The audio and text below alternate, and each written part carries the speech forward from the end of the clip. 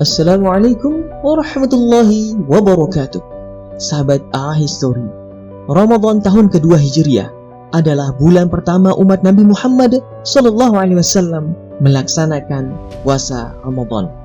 Saksikan kisah selengkapnya dalam A-History episode puasa Ramadan pertama. Ketika Nabi berhijrah ke Madinah, beliau berpuasa sebagaimana diwajibkan umat terdahulu, puasa 3 hari di setiap pertengahan bulan, dan juga puasa Asyura. Puasa pertengahan bulan dilaksanakan pada tanggal 13, 14, dan 15.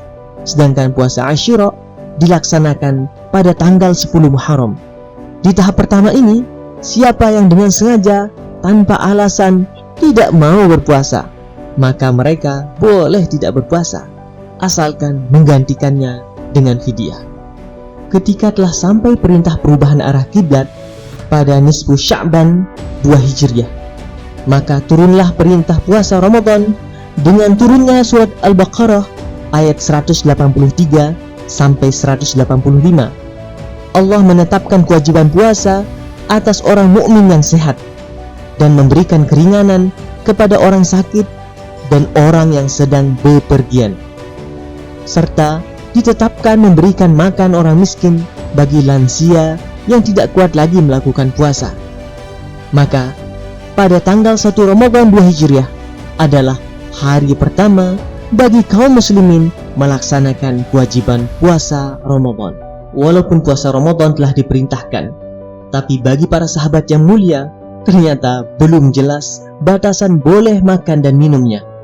Tidak aneh jika para sahabat kala itu belum terbiasa mengatur jadwal makan sahur dan berbuka. Sebagian sahabat ada yang berbuka puasa lalu tertidur padahal belum berbuka, dan ada juga yang tertidur tidak lama setelah mereka berbuka. Akibatnya mereka pun tidak sempat makan sepanjang malam. Bahkan ada yang kebablasan tidak sahur serta baru makan lagi pada petang hari di hari berikutnya. Suatu hari, Qais bin Surmah al-Ansari, seorang sahabat Rasulullah SAW dari kalangan Ansor, dia berpuasa. Qais adalah seorang buruh di kebun kurma di Madinah. Ketika berbuka tiba, dia pulang ke rumahnya dan bertanya kepada sang istri, "Apa kita makan malam hari ini untuk berbuka?" "Maafkan aku suamiku," jawab sang istri yang saat itu tidak berpuasa karena haid. Dengan hati yang sedih, ia melanjutkan, "Tidak ada. Tunggulah sebentar, aku akan menyiapkan makanan untukmu," tambahnya, menenangkan hati sang suami. Qais yang bekerja berat sepanjang hari tertidur menunggu sang istri. Ketika istrinya membawa makanan, dia melihat suaminya tertidur dengan pulas dan telah masuk waktu Isya. Istrinya berkata, "Iya, engkau gagal makan malam hari ini."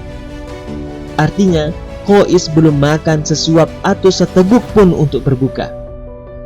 Pada siang harinya, Qais melewati hari yang sangat melelahkan. Qais yang belum makan dan minum sejak hari sebelumnya jatuh pingsan di kebun kurma. Kejadian yang menimpa Qais tersebut kemudian dilaporkan kepada Nabi SAW. Tidak lama, turun ayat Al-Quran surat Al-Baqarah 187. A'udzu billahi as-sami'il 'alim wa kulu washrabu hatta yatabayyana lakumul khaytul abyad minal khaytil aswadi minal fajri thumma atimmus siyami ilal laili. Makan dan minumlah hingga terang bagi kalian benang putih dari benang hitam, yaitu fajar. Kemudian sempurnakanlah puasa itu hingga datangnya malam. Betapa gembiranya kaum muslimin ketika mendengar wahyu yang turun ini. Coba kita renungkan, seandainya kita berpuasa di zaman awal ini dengan berpuasa dengan tidak boleh sahur setelah tidur, apa jadinya? Tuliskan pendapat Anda di kolom komentar di bawah ini. Bahkan selain makan, dalam tafsir Ibnu Katsir juga disebutkan di awal puasa Ramadan diharamkan bagi laki-laki mendatangi istrinya jika telah tertidur. Karena di malam yang sama, ketika Qais bin Surmah tidak berbuka dan sahur, ternyata setelah selesai salat Isya, sahabat Umar bin Khattab kemudian bergadang ke rumah Nabi. Saat pulang, ia menjumpai istrinya yang baru saja terbangun dari tidur. Sahabat Umar bin Khattab tidak dapat menahan nafsunya. Ia mendekati istrinya. Setelah melakukannya, perbuatan itu ia sesali. Umar segera ke rumah Nabi dan meratapi kesalahan yang telah ia lakukan. Dan Nabi menyampaikan tentang turunnya surah Al-Baqarah ayat 187 kepada Umar. Uhilla lakum lailatas syamir rafathu ila nisaikum. Dihalalkan bagi kalian pada malam hari puasa Ramadan bercampur dengan istri-istri kalian.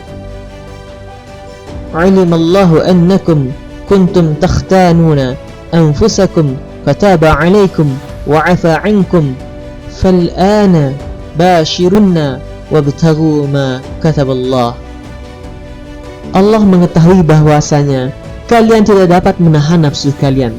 Karena itu Allah mengampuni kalian dan memberi maaf kepada kalian.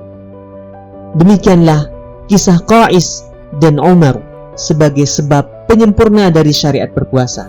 Semoga Allah Subhanahu wa taala menguatkan kita menggenggam erat syariat yang telah sempurna ini. Demikianlah iHistory hari ini.